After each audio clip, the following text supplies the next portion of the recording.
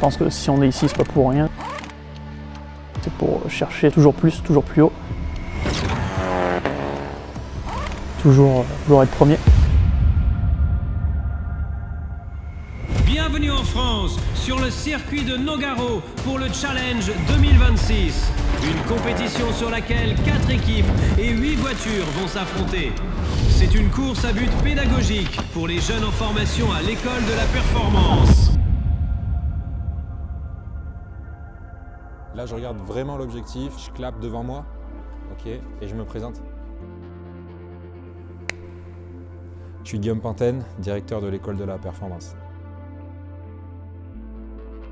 Le challenge, c'est une course pédagogique qui permet aux apprenants des formations techniciens de compétition et performance engineering de s'essayer au vrai métier de la compétition, sans enjeu financier, sans enjeu de résultat, avec comme seul enjeu les montées en compétences. Leur travail à eux, c'est vraiment de se concentrer sur la valeur ajoutée technique de chacun d'entre eux au sein de l'équipe au profit de la victoire. Alexis Rénal, chef de caisse de chez Tigre Rosso.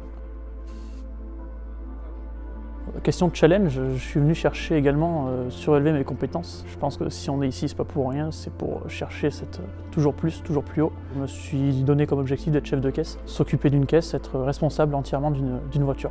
Donc je suis venu ici pour me surpasser, chercher la performance. Dans le challenge, je trouve qu'il y a tous les éléments qui sont importants donc, dans le sport auto. C'est tout cumulé en fait. On doit penser à tout, on est lâché dans le grand bain.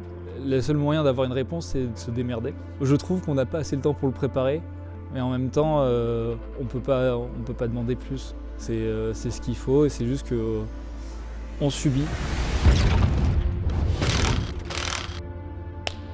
Hugo Camboulive, Dalton Racing Team, technicien moto. L'épreuve principale, comme en moto, ce sera le chrono à l'arrivée. Donc que ce soit en voiture ou en moto, on arrivera toujours à chercher la même chose et avoir une voiture performante ou alors une moto, ça aurait été le même principe, quoi. Louis Maché, chef mécano pour l'équipe SRT Compétition. C'est le baptême du feu, ça nous met vraiment en condition. Pas tous les jours qu'une école peut nous mettre vraiment en condition comme on va le faire demain. Il faut que l'équipe soit bien organisée, il faut que tout le monde sache qu'est-ce qu'il doit faire dans l'équipe, il faut que tout le monde ait une bonne entente surtout, c'est très important. Il faut qu'il y ait un esprit quand même relativement familial, amical. Dans l'équipe, je trouve qu'on a une bonne symbiose, donc on s'entend bien, il n'y a pas de problème de communication pour le moment. On verra comment ça se passe dans le rush, parce qu'après c'est vrai qu'on ne sait pas ce que ça va donner, mais non, on est plutôt confiant sur ce qui va se passer demain, après à voir par la suite.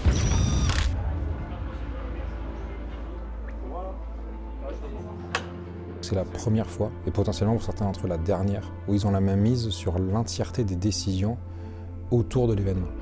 Du nom de l'équipe à la création d'un logo, à qui fait quoi dans l'équipe, jusqu'à quel réglage, donc quel point de vue technique on va mettre sur le véhicule. Ils ont la main mise sur l'entièreté des décisions, de la plus insignifiante techniquement à la plus pesante techniquement.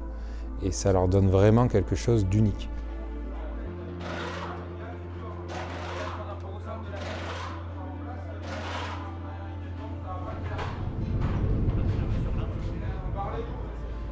On se prépare, ça c'est sûr et certain. Par contre, il y a beaucoup de zones floues pour que je me dise qu'on va être à l'aise. Je pense qu'on aurait pu aller encore plus loin, mais c'est sûr qu'on a oublié des choses.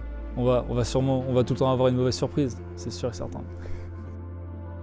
On sait très bien qu'il y a des choses qu'on ne va pas forcément voir venir, on ne va pas forcément anticiper. On essaie de garder un niveau de stress qui soit positif pour pouvoir avoir les bonnes réactions au bon moment. Donc on essaie de se tenir prêt au maximum et puis on verra bien comment ça se passera.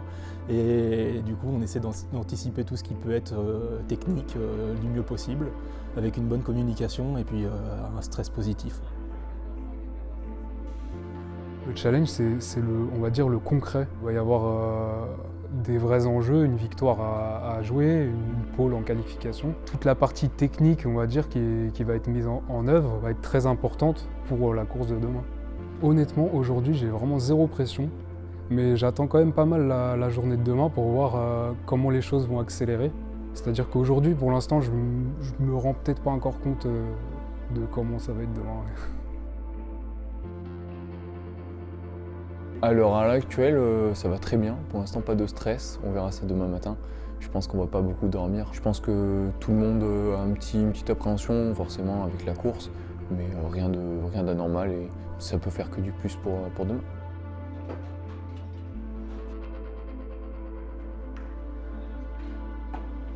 On est déjà en train de finaliser les réglages. Le scrut est passé au premier coup. Confiance totale. Mon ingé très perfo me fait confiance. Il y a de la pression. Pas de la mauvaise sûrement. Je ne veux pas dire que je suis pas stressé, mais très hâte d'être demain sur la piste à 14h30.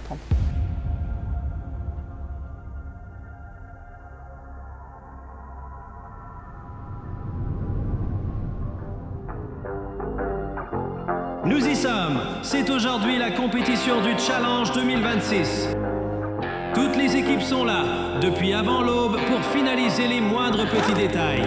Ils sont maintenant tous chauds, tous prêts à démarrer la séance d'essai libre d'une durée de 45 minutes.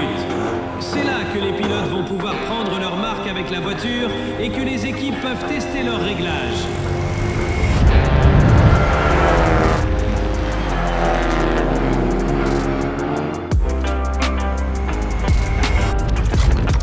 La piste est encore très humide ce matin, tandis que les premiers chronos commencent à tomber.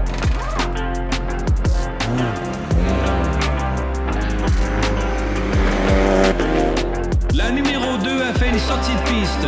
Elle entre au stand pour enlever toute la terre, alors qu'elle a le meilleur chrono de la séance.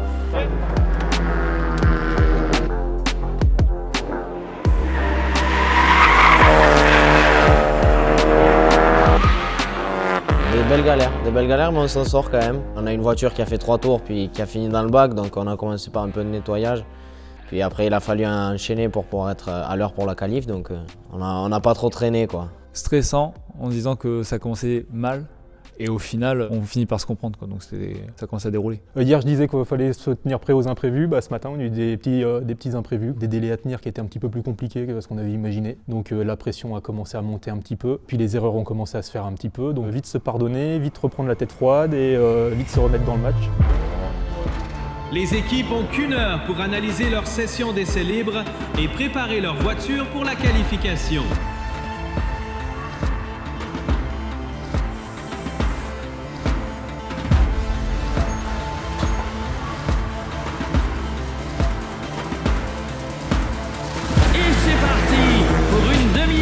Qualification. La 95 est dans les graviers. Les pilotes sont aux limites de leur machine.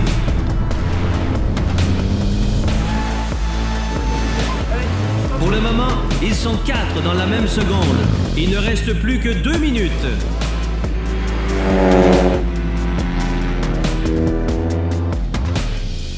Voici notre poleman, avant que les voitures passent au contrôle technique. Suite aux vérifications techniques, le classement a été chamboulé. Voici donc la grille de départ pour la course qui aura lieu à 14h30. Sur la première ligne, nous avons la voiture numéro 17, suivie de la numéro 2. En deuxième ligne se positionne la 85 et la numéro 95. Sur la troisième ligne de cette grille, nous retrouvons la 84 ainsi que la 43. Et enfin, sur la dernière ligne, la numéro 15 et 42.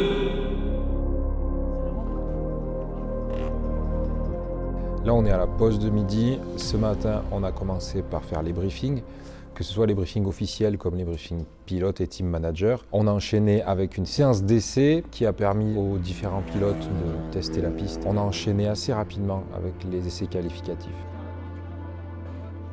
Pour cette première matinée, il y avait vraiment une vraie cassure avec, on va dire, tout ce qu'on avait préparé depuis le début de l'année. Donc dans un premier temps, le stress, et ça cafouille, ce qui fait que du coup, tout peut s'enchaîner très vite. Après, ça finit par dérouler, on finit par se comprendre.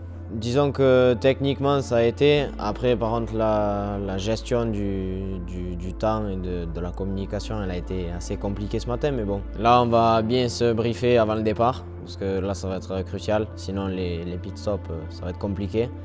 Mais bon, ça devrait le faire. j'espère. On a fait les qualifs, on a fait P2, P3, donc très content du résultat. On est arrivé au scrut, on a eu une disqualification à cause de la géométrie du véhicule, à cause du carrossage. On garde la tête haute, on est forcément déçu du résultat, on n'est pas les seuls à qui c'est arrivé. Donc on a gardé la tête haute, on a refait notre setup, on est reparti d'une base solide qui rentre au scrut. On vient d'y passer d'ailleurs pour voir si c'est OK et c'est OK. Maintenant, plus qu'à faire la race. Beaucoup d'entre eux pensent être prêts, c'est le plus dangereux. Pas être prêt, c'est pas grave. Pas être prêt, c'est pas grave, le tout c'est être conscient qu'on n'est pas prêt. C'est ce qui permet de progresser. Penser qu'on est prêt, être confiant, c'est un petit peu ce qu'on a l'habitude de voir sur cet événement, c'est-à-dire un vendredi soir où tout le monde part l'esprit un peu tranquille, avec la satisfaction du travail bien fait, on va dire. Et le samedi matin, en quelques minutes, tout s'écroule, tout s'effondre et on sent la tension réellement monter. Les visages se sont fermés, certains ont même changé carrément de couleur entre hier soir et ce matin. On voit vraiment des corps qui commencent à fatiguer et une pression qui pèse de plus en plus. Pour la course, ça va être très certainement une accentuation encore de ça, mais la chance qu'ils ont, c'est, sans s'en apercevoir, qu'ils ont assimilé déjà énormément d'expérience ce matin. Cet après-midi, ils ont un gros step à faire sur le technique, qui fait quoi, quand, comment, pourquoi, et ça, ils sont pas prêts. Et avec ce qu'on s'est pris ce matin, en même pas 3 heures, on a gagné en expérience. Là, on espère qu'on puisse un peu mieux comprendre, on va dire, la course. Ce qu'on attend d'eux cet après-midi, c'est qu'ils respectent les règles de sécurité. Ça reste le fil conducteur et c'est d'ordre 1 depuis le début. Ce qu'on attend d'eux cet après-midi, c'est qu'ils soient conscients de l'image qu'ils transmettent à leurs coéquipiers, conscients de l'image qu'ils transmettent aux autres équipes, conscients de l'image qu'ils peuvent transmettre aux pilotes, aux accompagnateurs des pilotes, et conscients de leur propre image aux yeux de leurs proches qui sont venus aujourd'hui. On a la chance d'avoir énormément de familles qui sont là, qui sont venues pour voir réellement qu'est-ce qui fait notre fils, qu'est-ce qui fait notre proche. C'est la première façon de comprendre peut-être même ce qui leur a coûté tant de temps, tant d'implication, tant d'investissement. Aujourd'hui, les familles, elles s'en rendent compte.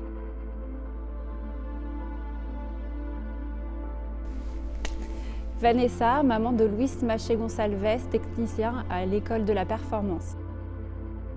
Mon papa était mécanicien, son papa était mécanicien aussi. Mon conjoint actuel est dans la carrosserie, donc on a toujours été un petit peu baignés dans le monde de l'automobile.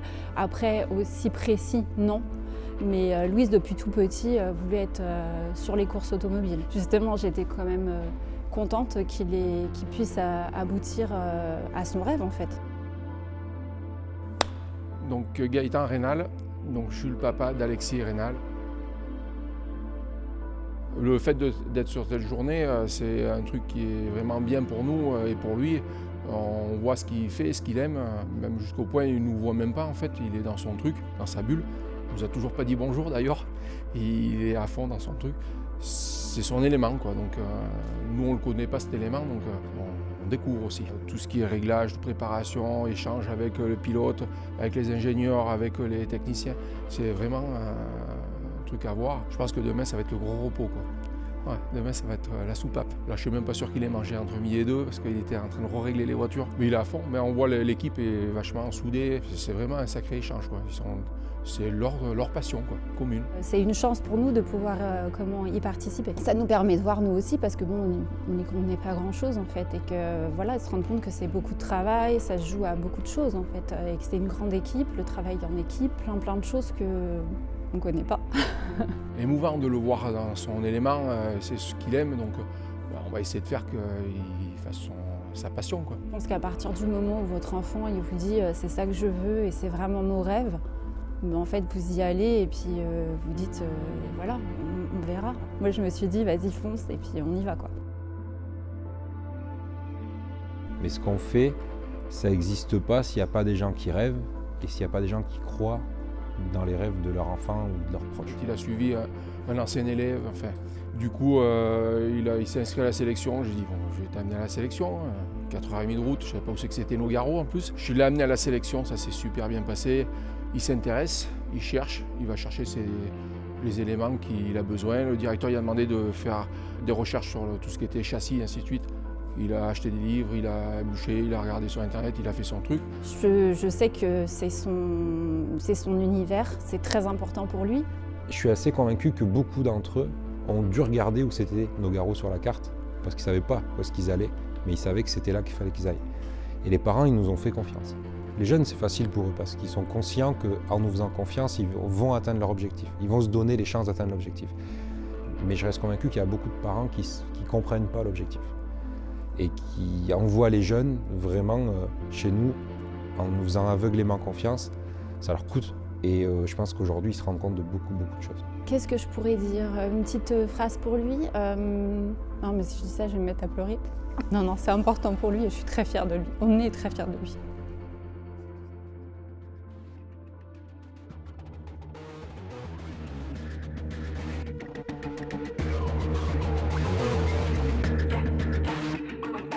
Ça y est, nous y sommes. Toutes les voitures se mettent en place sur la grille pour le départ.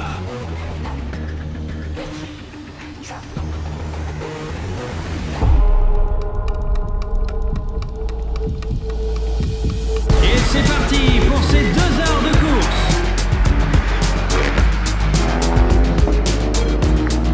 Les voitures commencent à rentrer pour faire leurs premiers arrêts au stand.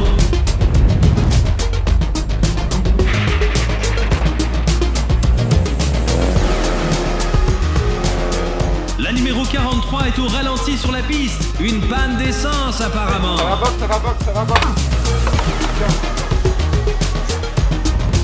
La 43 repart après avoir fait le plein. La 85 est dans l'herbe. Elle réussit tout de même à rejoindre la piste.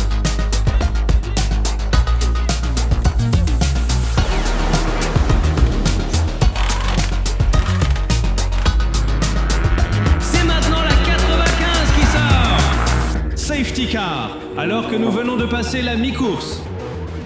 Un extincteur a été déclenché par erreur du pilote de la 84. Ils vont perdre beaucoup de temps à tout nettoyer, alors que les autres équipes rentrent au stand durant les safety cars. Et la 84 arrive à repartir.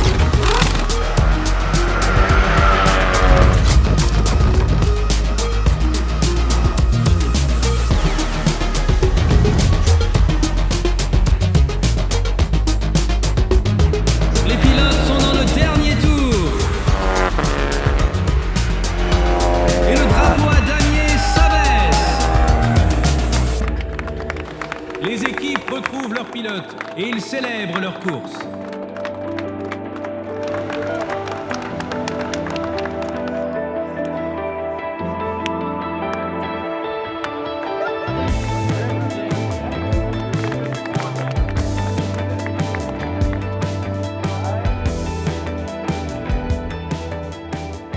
C'était la première fois que je lui mettais les pieds dans une compétition. Et franchement, j'en suis pas déçu. J'ai envie de refaire ça toute ma vie. C'était mon rêve. Maintenant j'y suis et je compte bien y rester. Je m'y vois trop dans 10 ans, c'est une drogue, ce métier, c'est le métier que je veux faire de ma vie. Ouais. C'est pas facile de gérer tout, mais on se débrouille, c'est pas mal, j'aime bien. Je suis surpassé comme je le voulais. C'est bien déroulé, on n'a pas eu d'incident. On a malheureusement été déclassé en qualification et même en course. Mais après la voiture était performante, l'équipe était très sympa. On a été vraiment bien accueillis, notamment le stand était magnifique. Je pense que ça fait 5 ans que je fais cette épreuve et c'est la première fois que le stand est aussi accueillant. Après, voilà, on a eu des petits couacs, ça a été compliqué, mais on est là pour ça. Voilà, mais nous, en tant que pilote, c'est toujours un super événement. C'est un peu les prémices de la saison. C'est notre première journée de roulage et en plus, cette année, on a eu un temps magnifique, donc top. Une petite anecdote, les freins, même au bout de 2 tours, ils sont chauds. Voilà, donc dans la tête de l'équipe, les freins seraient moins chauds si on le faisait le plus tôt possible. Et non, et on a eu des petites brûlures sans gravité, mais je pense que ça restera bien marqué. Ce challenge 2026, je l'ai vécu comme une bonne période d'apprentissage. Ça a été un peu compliqué sur la gestion du stress. Après ce gros moment de stress de départ, il y a eu une belle phase de progression qui nous a permis quand même de reprendre un petit peu les bases et on a vu des belles choses par la suite se faire. C'était une expérience folle, ça nous a tous changé. À chaud, je pense que c'est une expérience particulière parce qu'on peut se reposer sur entre guillemets personne puisqu'on a tous le même niveau. Donc hâte d'arriver dans un team qui permet de bercer ce management. On a énormément évolué en équipe sur les solutions recherchées, la confiance entre nous. Et ça fait plaisir parce que ça a plutôt bien marché, malgré les quelques problèmes qu'on a eu techniques sur le véhicule. Pour moi, c'est la première fois qu'on doit tout organiser sur un circuit comme ça. C'est sûr que ça met pas mal de pression, mais c'est beaucoup d'entraînement, beaucoup de travail surtout. Voir à la fin que tout ça se met en place, etc., c'est super cool, quoi. Il y a eu quelques petites accros dans l'équipe ou quoi, mais c'était rien de méchant, quoi. C'était juste de la communication tout simplement. Après on finit premier, donc c'est premier et troisième. Les 2 voitures sur le podium, on n'aurait pas pu mieux espérer, quoi. La formation déjà me plaisait beaucoup. Là le challenge, on est arrivé ici un petit peu, on ne savait pas trop sur quel pied danser, est-ce que ça va nous plaire, est-ce que ça va pas nous plaire. Et là c'est vrai que depuis les essais c'est sympa et dès que les voitures sont parties pour les 2 heures de course, c'est vrai que les frissons du début à la fin, et quand les voitures sont arrivées, même si elles n'étaient pas là où on voulait sur le podium, c'était quand même très très sympa et déçu juste de ne pas avoir la voiture sur le podium, quoi. Mais sinon dans le reste, dans l'ensemble, incroyable, une vraie bonne journée.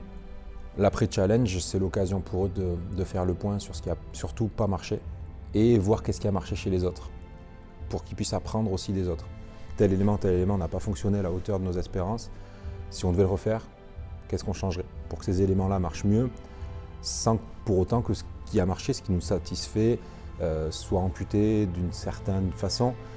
Donc c'est le bilan complet et s'assurer que quand ils arrivent dans les équipes professionnelles, il ne faut pas oublier qu'ils sont tous là pour intégrer les équipes professionnelles à très court terme, et donc s'assurer que le challenge soit gravé dans leur mémoire comme en arrivant chez les pros. Ça je fais différemment, ça je conserve et ça je m'adapte. Le challenge est et doit rester, quoi qu'il arrive, le baptême du feu pour qu'ils puissent apprendre à affronter les difficultés du monde réel de l'exploitation de véhicules de compétition. Et il n'y a qu'en le faisant qu'on s'en rend compte. Et il n'y a qu'en se brûlant qu'on peut se rendre compte, malheureusement. Il faut approcher le feu pour se rendre compte que ça brûle. Et là, ils s'en souviennent bien.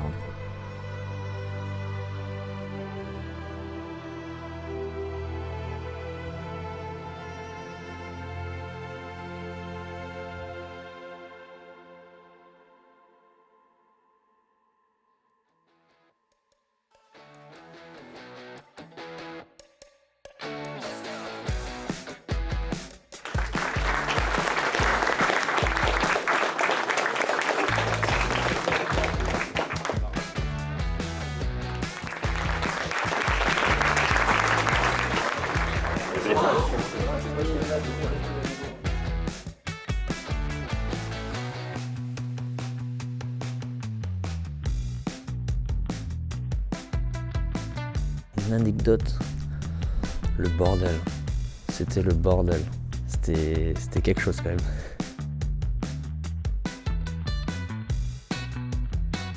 Allez, c'est parti. Ok, si tu veux, tu débrayes et tu mets un. Elle est où la pelle à l'ombre, regarde. Les gars. Je pense que c'est difficile à vivre. Enfin, c'est pas je pense, je suis sûr.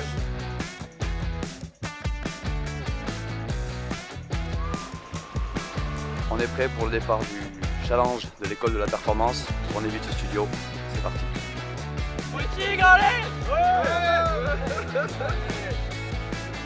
Damiano qui, dans la pit lane, rentrait dans le pare-choc arrière de la voiture d'en face pour le pousser, c'était un peu marrant quand même.